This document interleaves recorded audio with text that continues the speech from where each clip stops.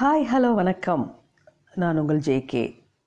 Welcome to துயில் podcast. என்ன எல்லாரும் ரெடியா?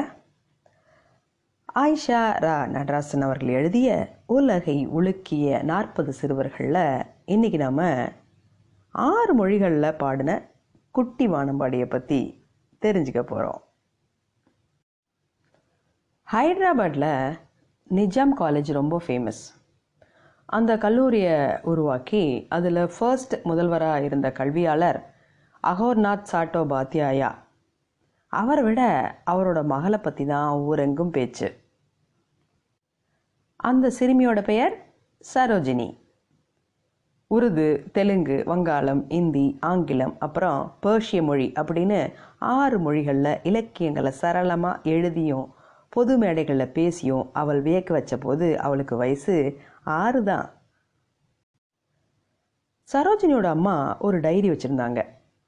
அவங்க வங்காள மொழியில் பாடல்கள் புனைந்து பாடுறதுல வல்லவங்க.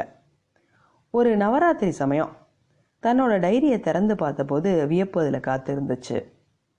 ஆமாம், அதில் 7 வயசு சரோஜினியோட கையெழுத்தில் 2 புதிய பாடல்கள் எழுதப்பட்டிருந்துச்சு. சரோஜினி தான் வீட்டில் மூத்தவ. அவளுக்கு 2 தம்பிகள், பிரேந்திரநாத் அப்புறம் ஹரீந்திரநாத்.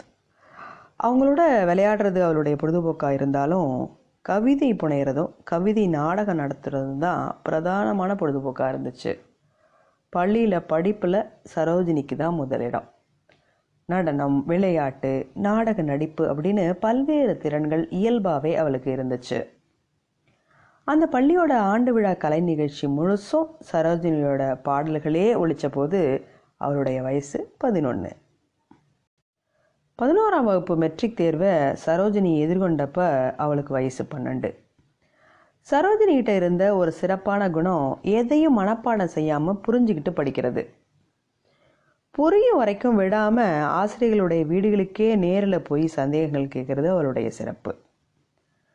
அந்த ஆண்டு மெட்ரிக் தேர்வில் அகில இந்திய அளவில் முதலிடம் பிடிச்சு இந்தியா முழுசும் பிரபலமானார் சரோஜினி. சரோஜினி படிப்பில் கொடிகட்டி பறக்கிறத பார்த்துட்டு தன்னுடைய மகள் ஒரு கணித மேதையாகவோ விஞ்ஞானியாகவோ வரணும் அப்படின்னு அவளுடைய பெற்றோர்கள் கனவு கண்டாங்க. ஆனால் சரோஜினியோட மனம் வானம்பாடியாக கவிதைகள் புனைவதிலேயே பறந்துச்சு. தெலுங்கு, வங்காளம், இந்தி, ஆங்கிலம், அப்புறம் பேர்ஷிய மொழியில் சரளமாக கவிதைகள் புனைய தொடங்கினான். தன்னோட மக எப்படி படிக்கிறா அப்படிங்கிறத பார்க்கறதுக்காக அவளோட அல்ஜிப்ரா நோட்டை பார்த்த அவளுடைய அப்பாவுக்கு அதிர்ச்சி தான் காத்திருந்துச்சு.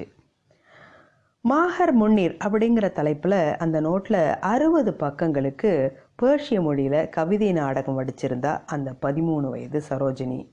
அதில் நாட்டுப்பற்று வரிக்கு வரி மெலிந்துச்சு. சரோஜினியோட பேரண்ட்ஸ் மற்றவங்க மாதிரி இல்லை. மகள் விரும்பும் துறையிலேயே அவள் பிரகாசிக்கட்டும் அப்படின்னு அதை முழுமையாக ஏற்றுக்கிட்டாங்க.